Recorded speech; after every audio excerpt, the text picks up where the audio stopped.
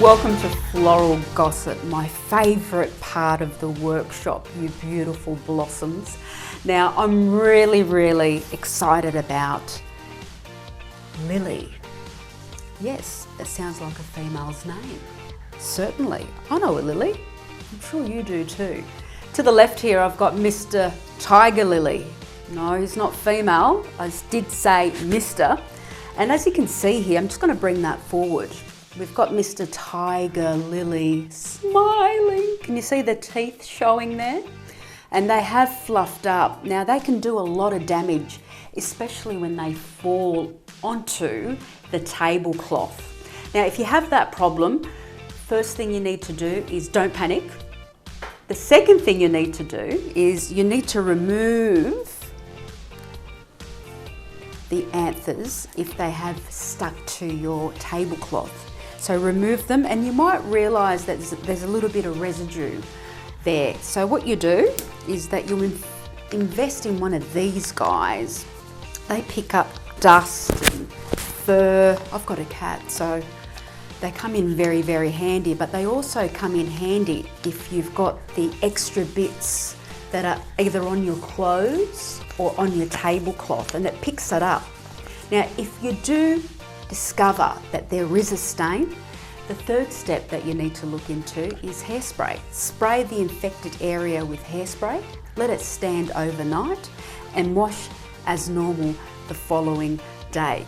Now, it comes with a lot of cousins, and the cousins are stargazers, oriental lily, November lily, Casablanca lily. They're more fragrant lilies opposed to tiger lily and Asiatic lilies. And the other thing about Mr. Tiger Lily is that it doesn't last as long as its smelly cousins, and when it comes to transport, it creases a lot more easier than its fragrant cousins. And let me demonstrate what I mean by it creases easier. So we've got a full bloom there, and if I do that motion onto the petal, you're going to realise a lot of veins and streaks into it, opposed to if I did that to the fragrant varieties, I would get away with it a lot more easier.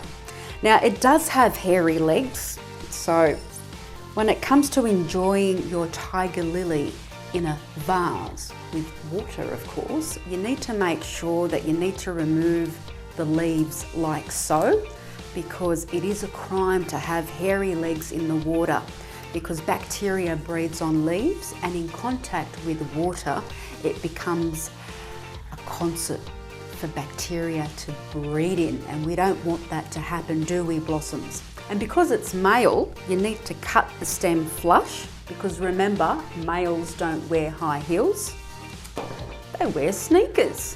So cut straight across on the stem like so. The other floral gossip about it is that if you know anybody celebrating a 30-year anniversary, this is certainly the cut flower to gift.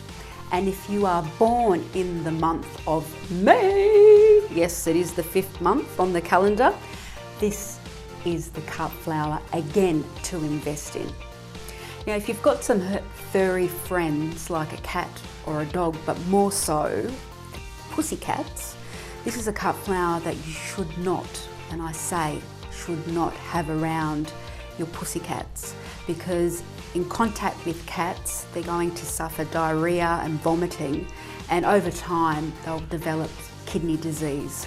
So do yourself a favour and don't invest in tiger lily or any form of lily at all.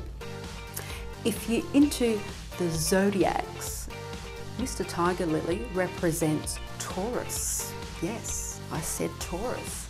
It's not edible as well, but they say that you can eat the bulbous. And speaking of the bulbous, there are some varieties that are bulbs, some varieties that are corms, and finally the other variety is a rhizome. And if you're wondering what they look like, a bulb looks like an onion, a corm looks like garlic, and a rhizome looks like ginger. So these are the varieties to look out for. They make a magnificent cut flower if you don't have a pussycat. And on that note, blossoms, it's a wrap.